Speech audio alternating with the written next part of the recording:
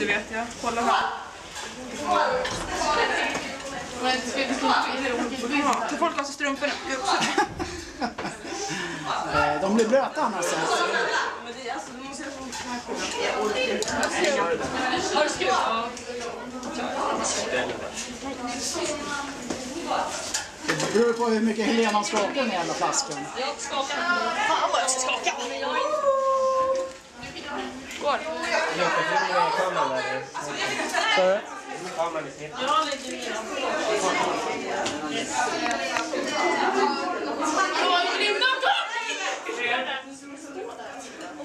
Det här är nu för serien avslutad. Nu är inte alla på plats, det är många borta där. Men det är skitsamma, det är nu serien avslutas. Det här var delmålet, eller hur? Det är en sak att ha delmålet, sen är det en sak att leva upp till det. Det har vi gjort, det är starkt gjort. Så att den firar vi nu. Sen firar vi elitserien om några helger. Och då är det champagne!